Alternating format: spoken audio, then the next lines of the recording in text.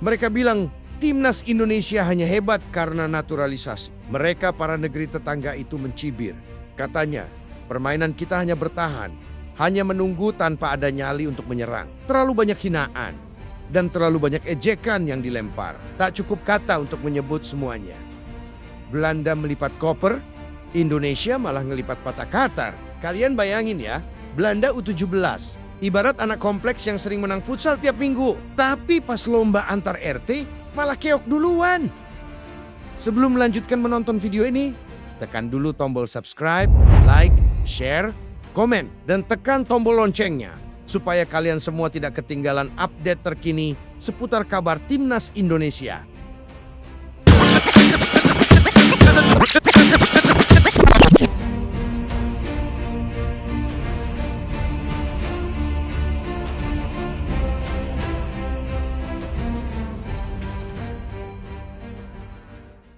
Namun kini semua keraguan itu seperti tamparan keras yang berbalik mengenai wajah mereka sendiri. Negeri-negeri yang dahulu meremehkan kini terpaku dalam diam. Mereka menyaksikan dengan mata kepala sendiri jika sejarah telah lahir. Sejarah besar yang ditorehkan oleh negeri yang selalu mereka anggap remeh. Sebuah negeri yang dicap tak punya prestasi karena tak pernah menjuarai turnamen AFF. Timnas Indonesia 2017 dengan semangat Garuda berhasil menembus batas.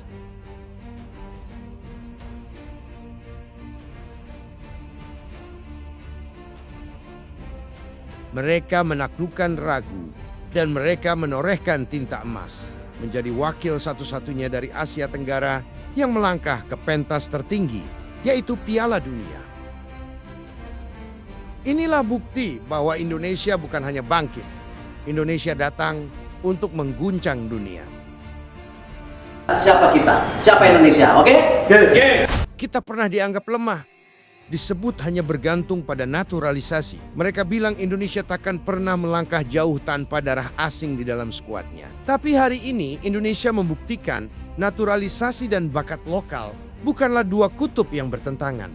Mereka adalah dua rel yang beriringan, seperti kereta yang melaju kencang menuju takdir besar, saling melengkapi, saling menguatkan.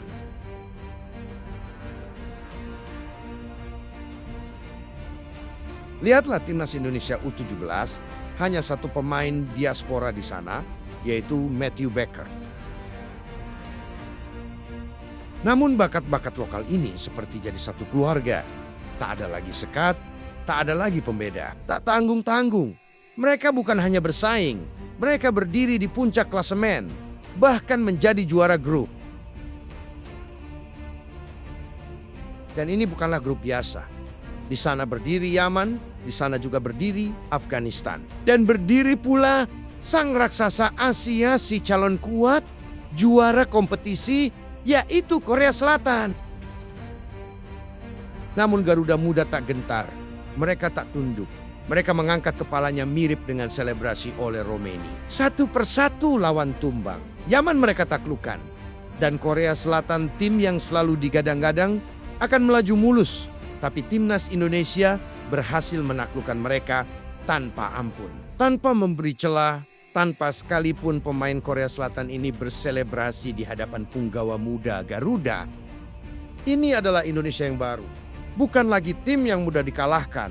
Bukan lagi tim yang hanya jadi penggembira. Kini Garuda Muda menjelma menjadi badai dan badai ini siap menyapu siapapun yang meremehkannya. Awalnya kemenangan timnas Indonesia U-17 dianggap semata-mata karena keberuntungan. Dibilang menang hoki, dituding cuma bertahan. Mereka mencibir itu cuma strategi bertahan total. Kata Nesio ala Garuda, ya Indonesia memang bermain rapat. Mereka kokoh seperti tembok baja. Sampai-sampai raksasa Asia Korea Selatan pun tak mampu berbuat apa-apa. Tapi ketika kesempatan datang, Garuda Muda menerkam satu serangan balik, satu keberanian menusuk jantung pertahanan lawan, dan itu berbuah penalti yang berujung gol kemenangan bagi Garuda Muda. Namun tetap saja mereka tak puas. Indonesia cuma bisa parkir bus, kata mereka. Tapi semua keraguan itu runtuh. Reruntuhannya pun bahkan lenyap, ditelan. kenyataan. Saat Indonesia menghadapi Yaman, semuanya berubah.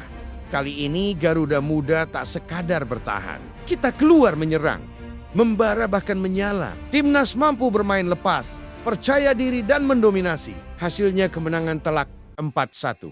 Ya, 4-1. Garuda tak lagi bertahan di balik benteng. Kini ia terbang dan siap menerkam dengan cakarnya. Lalu mereka berkata lagi, ya itu kan cuma Yaman. Wajar Indonesia menang segitu. Tapi mereka lupa, Timnas U17 Yaman bukan tim sembarangan. Mereka pernah menggulung Malaysia dengan skor mencengangkan 4-0. Iya, 4-0.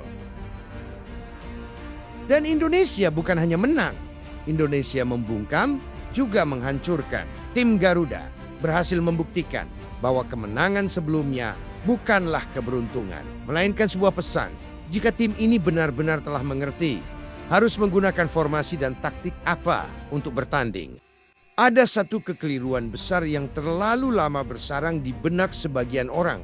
Mereka percaya bahwa bertahan adalah tanda kelemahan, bahwa tim hebat adalah tim yang selalu menyerang, bermain cantik, dan mendominasi permainan. Tapi Coach Nova hadir membawa satu pesan bermakna. Dalam sepak bola bukan tentang emosi, bukan tentang nafsu menyerang membabi buta. Sepak bola adalah seni.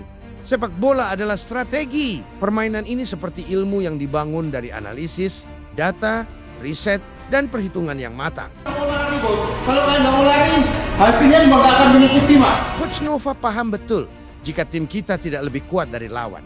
Untuk apa membuang tenaga demi gaya? Main yang hanya menghibur penonton sesaat, tapi membawa kekalahan abadi. Melawan tim sekuat Korea Selatan. Apa gunanya jika kita sok jago? Bermain terbuka, karena hal semacam itu bukan keberanian.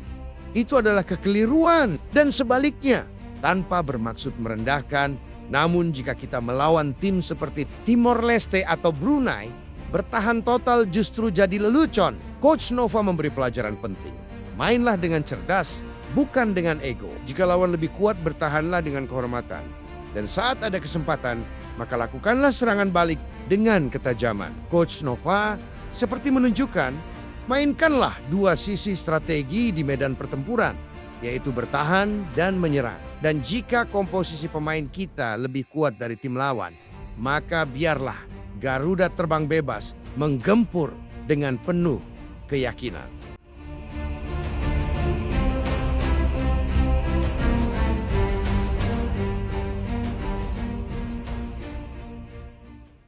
Belanda melipat koper, Indonesia malah ngelipat patah Qatar. Kalian bayangin ya, Belanda U17, ibarat anak kompleks yang sering menang futsal tiap minggu. Tapi pas lomba antar RT, malah keok duluan. Sedih sih iya, mereka hanya dapat 1 poin. Dan jadi juru kunci, udah kayak anak magang yang lupa absen. Nanggung banget nasibnya Gaes. Sementara itu di sisi dunia yang lain, anak rantau dari Asia Tenggara, alias Timnas Indonesia U17, justru lagi naik-naiknya kayak harga cabai waktu lebaran. Baru juga ngandangin Yaman 4-1, malah dapat tiket emas ke Piala Dunia U17 tahun ini di Qatar. Tiketnya masih anget tuh, belum juga sempat buka koper. Udah disuruh siap-siap berangkat. Dan yang bikin makin mantep Indonesia jadi wakil ASEAN pertama yang lolos, Thailand udah ketar-ketir. Vietnam masih ngotot di ujung harapan. Sementara kita lagi nyari hotel di Qatar sambil ngopi, nunggu lawan-lawan dari Eropa dan Amerika Latin. Ngomong-ngomong soal Eropa, wakilnya udah diumumin tuh. Ada Jerman, Prancis, Inggris, sampai Irlandia. Tapi tahu nggak siapa yang nggak ada? Dia adalah si Londo, alias yang Belanda, yang orange absen, gagal total di kualifikasi, cuman dapat hasil imbang lawan Hungaria, terus dibantai Serbia dan Portugal. Kasian banget, ibarat anak gaul yang gak diundang ke pesta sekolah. Padahal udah pakai outfit kece. Terus ada yang bilang, jangankan Malaysia, Belanda aja gak masuk daftar. Waduh, ini sih bukan nyenggol ya, sorry. Piala Dunia U17 tahun ini di Qatar bakal jadi pembuktian. Anak-anak asuhan Coach Nova Arianto ini udah nunjukin kalau sepak bola Indonesia itu bukan cuma soal euforia, tapi juga hasil nyata. Bener-bener kayak telur dadar di warteg, sederhana tapi ngenyangin. Jadi dari sekarang, siap-siap dah dukung mereka. Karena ini bukan cuma sepak bola. Ini harga diri anak bangsa yang bakal tampil di pentas dunia. Kalau Belanda udah istirahat, kita malah baru nyetel sepatu. Kalian bangga nggak sama timnas U17? Jangan cuma diem aja. Share video ini, kasih semangat dan siap-siap lihat bendera merah putih berkibar di pentas dunia dengan Qatar sebagai tuan rumahnya.